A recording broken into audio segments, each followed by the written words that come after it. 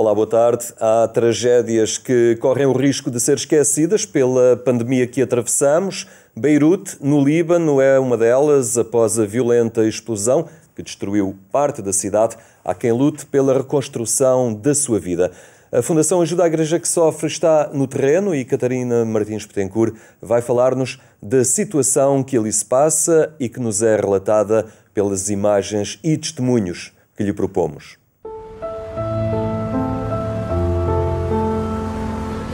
أنا قاعدة منطقة فقيرة ويعني الفقراء اللي بيقعدوا فيها هاي المنطقة ووضعنا سيء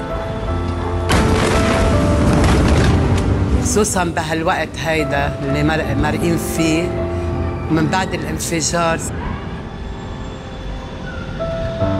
وأنا عايشة مع 3 أطفال أولاد ابني عايشين لوحدنا هون بالبيت وأنا يعني ولي أمرهم وأنا اللي عم بربيهم وأنا ما عندي معين حدا يساعدني يعني غير الله واللي بعتوا لي إياهم.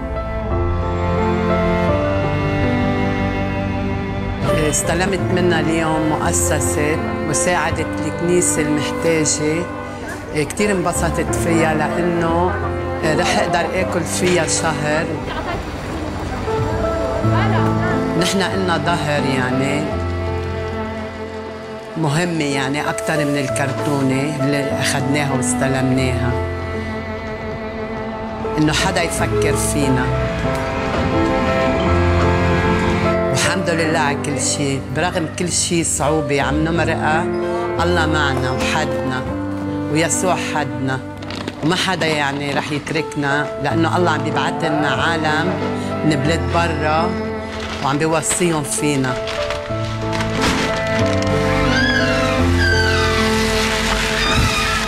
وضع المسيحية إنه منيح بس منه زيادة يعني ويسوع معنا. ما حدا رح يقدر يشيلنا وما حدا رح يقدرنا يعني.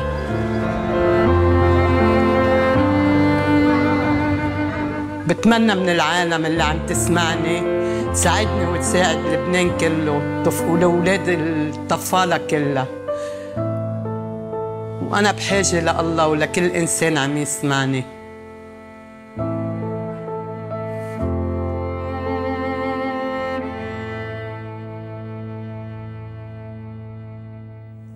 A destruição de bens materiais e de vidas numa região do mundo onde diferentes identidades cristãs convivem com o Islão. Está connosco Catarina Martins Betancourt, da Fundação Ajuda à Igreja que Sofre.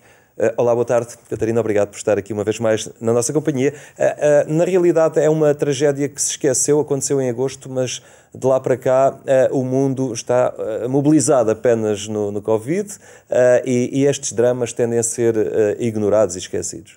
Olá, boa tarde, obrigada pelo convite. De facto, já foi em agosto, no início de agosto, esta explosão e, de facto, com tudo o que tem acontecido no mundo, muitas vezes temos esta tendência para esquecer, não é? Tudo o resto que se está a passar. Mas a tragédia continua, as necessidades continuam a ser muito grandes, não nos podemos esquecer que estamos a chegar ao inverno. Estes milhares de pessoas que ficaram sem casa estão neste momento a necessitar da nossa ajuda e é de facto uma situação que ficou esquecida. Ficou esquecida com os acontecimentos todos que estamos a viver, infelizmente, e que nos fazem também perceber que, ou pensar que já foi há muito tempo tudo isto que aconteceu e provavelmente já está tudo resolvido.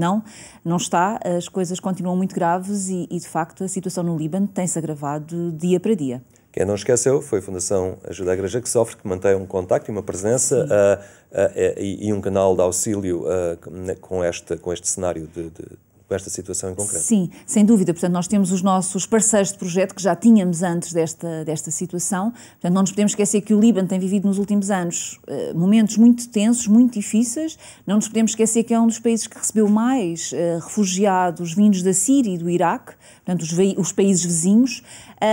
E, portanto, já havia uma grande pressão sobre a própria sociedade com um aumento muito grande do desemprego, com a economia a cair, com as pessoas a ficarem cada vez mais pobres, mais necessitadas desta ajuda. E é aí que entra a Igreja, e é aí que tem estado a Igreja nestes últimos anos, e agora com esta situação, esta explosão que aconteceu então no passado dia 4 de agosto, a Igreja viu-se a braços com mais pessoas ainda, porque muitas das pessoas que foram afetadas, portanto, tinham as suas casas, tinham as suas vidas e de repente também ficaram sem nada. E, portanto, é nesta situação, neste panorama, que entra a Fundação AIS, e os nossos parceiros entraram de imediato em contato connosco, no sentido de nós podermos ainda ajudar mais do que estávamos a ajudar, porque não era só os refugiados, mas também os próprios libaneses neste momento precisavam de ajuda. E é isso que temos estado a fazer. Portanto, uma primeira ajuda foi uma ajuda de emergência, que estivemos a ajudar algumas congregações que estavam no terreno a alimentar famílias, foram cerca de 5.000 famílias no início, e neste momento o que nos pedem é também nesta ajuda de recuperação, de reconstrução de algumas casas, portanto, para as pessoas poderem enfrentar o inverno que estamos a chegar. Não nos podemos esquecer que o Líbano é um país muito quente, mas também é um país muito frio nesta altura do ano, e, portanto, se imaginarmos que a maioria das casas ficou, pelo menos aquelas mais próximas, ficaram sem janelas, sem as portas, portanto é preciso recuperar o mínimo para as pessoas poderem estar, e depois pensarmos então pós-inverno numa recuperação ainda mais aprofundada destas casas, e não só casas, porque, por exemplo, estou-me a lembrar de umas irmãs que tinham um hospital e era a sua congregação, que ficou praticamente destruído e, portanto, precisa de ajuda para recuperar, para poder ajudar a comunidade que necessita dos cuidados médicos, e o Líbano também está a passar por esta pandemia como todos nós, portanto há todas estas situações que vêm agravar e aumentar e potenciar muito estas necessidades, e de facto nós não nos podemos esquecer, e estamos neste momento a fazer este esforço também para podermos ajudar mais ainda o Líbano. O Líbano é um país muito especial, porque de há muitos anos esta parte, ele consegue manter um equilíbrio muito difícil entre diferentes sensibilidades religiosas, políticas também. Os cristãos são também constituídos por diferentes sensibilidades, diferentes identidades cristãs, e há o Islão muito forte, maioritário, ali presente. Todo o auxílio que se possa prestar a este país é também algo vital para o equilíbrio do Médio Oriente, porque o Líbano tem sido uma experiência de equilíbrio difícil, mas muito importante para a estabilidade na região, não é? Sem dúvida, o Líbano era um exemplo para a região, não é? Com o poder dividido nos principais órgãos do Estado, portanto, com o Presidente, o Primeiro-Ministro e o Presidente da Assembleia da República, não é? Se compararmos connosco, portanto, dividido entre cristãos, entre muçulmanos xiitas e sunitas. Portanto, havia esta partilha de poder, e isso fez com que tenha havido nestes últimos anos, com muitas tensões, como é óbvio, com momentos mais difíceis, mas tem havido um equilíbrio, e esta partilha de poderes que tem feito com que este país tenha sido e seja um exemplo, de facto, para a região, da forma como podemos todos conviver as várias religiões. Neste caso, o que temos assistido, e com este aumento de número de refugiados que tem aparecido, tem havido um maior desequilíbrio nestas percentagens das comunidades, e, portanto, neste momento a comunidade cristã diminuiu bastante, porque também há muitos que estão a sair, e com esta explosão ainda mais, a comunidade cristã ainda está mais a sair, porque não nos podemos esquecer que esta explosão aconteceu muito próximo dos bairros cristãos, e, portanto, há ainda esta pressão sobre a comunidade cristã neste momento, portanto, que está a sair, e o que está a provocar também alguns desequilíbrios, porque aquela percentagem dos 30 e qualquer coisa % que havia para cada comunidade está a ficar neste momento um pouco desequilibrado.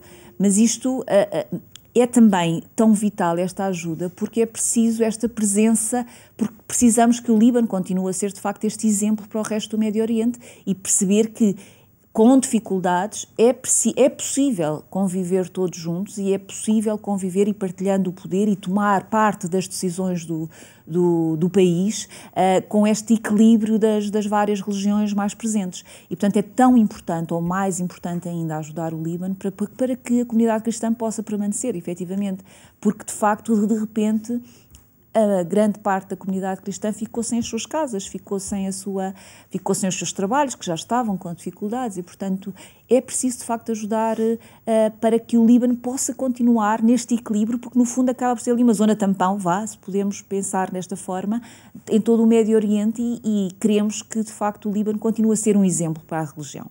Para a região, peço desculpa.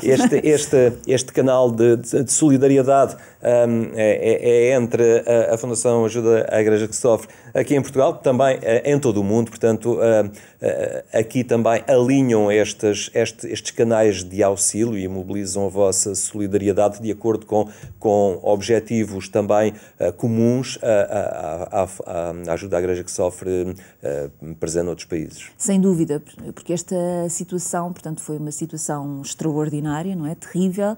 Portanto, o Líbano já era um dos países prioritários para nós, porque faz parte da zona do Médio Oriente, portanto, já era uma zona que era para nós prioritária, e com estas explosões também ainda aumentou este grau de prioridade e de necessidade de ajuda. E por isso todos os países onde está presente a Ajuda à Igreja que Sofre estão neste momento mobilizados nestas campanhas, porque é preciso de facto um esforço muito, muito grande. Podemos pensar, por exemplo, houve várias igrejas que foram destruídas, dos vários ritos, como disse no início, portanto, o Líbano também, há muitos ritos diferentes, e portanto houve vários símbolos culturais e que marcam esta presença da comunidade cristã ao longo dos séculos que foram destruídos. E, portanto, é preciso, de facto, ajudar também nesta parte. E, portanto, os fundos envolvidos são, de facto, uma dimensão muito, muito grande, e é preciso que todos nós, todos os nossos vários secretariados, estejam, de facto, empenhados e apelarmos à generosidade de cada um dos nossos países para ajudar este povo nesta altura que está tão necessitado de ajuda para poder sobreviver, para que a presença da comunidade cristã possa permanecer neste país. Falávamos no esquecimento que corre o risco de acontecer e de fazer, digamos, esquecer esta situação. No entanto, a solidariedade traduz-se em apoios, em gestos concretos. É bom também que as pessoas que vivem momentos difíceis também, agora, motivados por esta conjuntura, vão na medida do possível, não é? Não esquecendo também no seu gesto solidário estas causas. Sem dúvida, e olhando aqui para o exemplo de Portugal, os portugueses continuam a ser muito solidários, apesar das dificuldades, apesar de também estarem a passar por momentos difíceis, mas continuam solidários. E esta questão do Líbano foi uma questão que tocou muito à comunidade portuguesa e que tem ajudado, os nossos benfeitores têm ajudado e querem continuar a ajudar o Líbano dentro das nossas possibilidades, como é óbvio. Mas é uma situação que acabou por nós não temos deixado que caia no esquecimento, porque continuamos a receber estes testemunhos, estes pedidos de ajuda que nos vão chegando e que fazem com que nós também apresentemos aos nossos benfeitores, aos nossos amigos, através dos meios de comunicação social, através da internet, a mostrar o que é que efetivamente está a acontecer neste país e as necessidades que estão a passar, e pedir também e apelar então a estas generosidades portuguesas, que tem sido de facto muito, muito boa, apesar destas dificuldades que estamos a viver. Muito bem, Catarina Martins Betancourt, muito obrigado por ter estado aqui no programa Eclésia. Tempo ainda para olhar outros temas da atualidade religiosa. Os bispos de Portugal celebraram uma missa pelas vítimas da pandemia. Não estavam muitas pessoas na Basílica da Santíssima Trindade, em Fátima, no contexto de diferentes confinamentos por todo o país. Mas foram muitas as vidas que uma missa quis evocar. A iniciativa foi da Conferência Episcopal Portuguesa e contou com a presença do Presidente da República e do Primeiro-Ministro de Portugal. A maioria dos bispos de Portugal concelebraram a missa de sufrágio pelas vítimas diretas e indiretas da pandemia, com o propósito essencial de dar sentido ao que acontece, à vida e à morte. Celebrar diante de Deus aqueles que partiram como vítimas diretas e indiretas da pandemia significa reconhecê-los, não apenas como números de uma estatística, mas como criaturas amadas de Deus, abrindo-se a um itinerário de vida que vai para além daquilo que conhecemos e podemos nesta terra.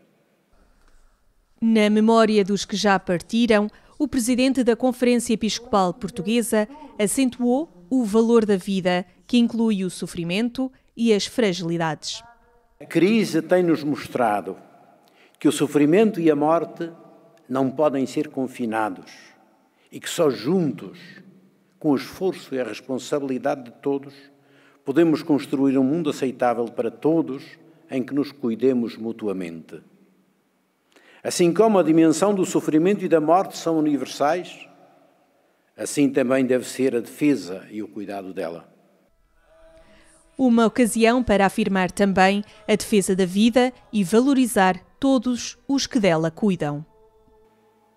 A sua dedicação, esforço, inteligência e abnegação são a expressão do apreço da nossa sociedade pela vida e de quanto está disposta a investir para defendê-la, apoiá-la, embora tantas vezes não sejamos coerentes com estes objetivos. Interpelações provocadas pelo sofrimento e a morte, causadas por uma doença global que não deixam de desafiar a mudança, ao cuidado do outro e do mundo. Se aprendermos desta epidemia a cuidar uns dos outros e juntos deste mundo, teremos feito justiça e boa memória dos que partiram e dos esforços de quantos os acompanharam na última etapa da vida nesta terra. A missa em sufrágio pelas vítimas da pandemia marcou o encerramento da Assembleia Plenária da Conferência Episcopal Portuguesa, onde os desafios da pandemia à pastoral da Igreja mereceram a análise dos bispos de Portugal. Um comportamento exemplar, assim considera Marcelo Rebelo de Sousa a atuação da Igreja Católica. E eu queria aqui assinalar e agradecer muito à Igreja Católica, que tem sabido interpretar os valores da vida e da saúde, que são valores essenciais para o cristianismo, e nessa medida tem sido exemplar nas celebrações, todas elas, aqui em Fátima, na decisão que tomou de abdicar da celebração do 13 de maio, a forma como foi assinalado e celebrado o 13 de outubro, foram esforços muito grandes, ainda agora falando com o Sr. Presidente da Conferência Episcopal. O que tem feito a Igreja Católica é verdadeiramente exemplar de serviço de valores fundamentais, mas também de serviço da comunidade portuguesa. Igrejas seguras e bispos unidos no combate à pandemia, a Assembleia Plenária esteve reunida em Fátima para pedir comunidades vivas. A pandemia e a situação social marcou a última Assembleia Plenária dos Bispos Portugueses. Em Fátima, o presidente da Conferência Episcopal Portuguesa afirmou a uma só voz o combate à Covid-19. Quando se vive a momento de crise, é a altura de se unir e dizer vamos superar. E a certeza decorre da organização que cada comunidade faz em cada celebração. O que nós não brincamos é com a saúde das pessoas. E, portanto, tudo fazemos para que nas igrejas, eu digo e posso dizer com relativa segurança, isto é, eu não posso assegurar que não vai haver um contágio, porque como a maioria das pessoas infectadas são assintomáticas, pode sempre estar uma pessoa lá dentro. Agora, não é fácil. Dom José Ornelas sublinha que a Igreja está do lado da vida e, por isso, tudo fará pela saúde das pessoas. Mas para que os nossos avós cheguem ao próximo Natal, se calhar é necessário que neste Natal não estejamos juntos. Isso é uma equação fácil de fazer. Por quanto isso seja triste, por quanto isso seja desolador, mas há mais natais. E para que haja mais natais, é preciso que lá cheguemos para cada um de nós, particularmente para as pessoas mais fragilizadas. E, portanto, se for necessário contenção, vamos ter a contenção que for necessária para que haja outros natais. E para que continue a haver mais vida e mais serviço, a Conferência Episcopal Portuguesa convida as comunidades a um caminho sinodal que se reinventa a partir de desafios sociais, económicos e ambientais. Não é simplesmente uma questão de pandemia e receitas. É o ser igreja a partir das lições da pandemia, mas também de outras necessidades que nós temos em termos de igreja. Termos uma igreja que parte a partir de todo o povo de Deus, que se organiza a partir de todos, que respira com todos os pulmões que possui, isto é, de todos os ministérios que tem, de todos os serviços que podem implicar-se, não simplesmente de uma cúpula eclesial. Perante o cenário de igrejas mais vazias, o presidente da Conferência Episcopal Portuguesa rejeita uma descristianização, mas manifesta preocupação com a experiência comunitária das crianças. A igreja não vive só à distância, e particularmente para os mais novos, passar um ano sem contato com a comunidade é mau para todos, mas isso é mau para as nossas famílias, não é só aqui. Dom José Ornelas criticou quem se aproveita da pandemia, mas reconheceu a existência de sinais para pensar um mundo melhor. Uma utilização e manipulação de tudo isto, numa linguagem negacionista e populista, e não só para usar tudo isto para benefícios próprios, há de tudo. Eu quero crer, e fazemos tudo por isso, que quero crer que é uma ocasião de pensarmos realmente mais solidariamente. Alguns sinais são muito interessantes. Veja também a nível público, a nível geral, político, por exemplo, os passos que a Europa tem dado no sentido dessa solidariedade. Os passos que se têm feito de dizer que, quando se chegarem as vacinas, não são só para quem tem poder de pagar. Na conferência de imprensa houve também lugar para confirmar que cada diocese e instituição da Igreja tem indicações para criar uma cultura preventiva para a segurança das crianças e pessoas mais fragilizadas nas comunidades.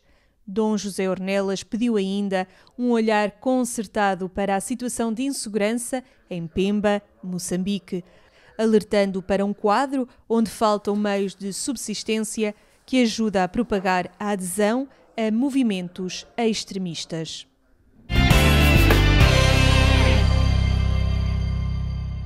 E a terminar, apenas lembrar que mais logo, pelas 22h45, pode ainda acompanhar na Antena 1 a edição a rádio do programa Eclésia. Tenha uma boa tarde e até amanhã, se Deus quiser.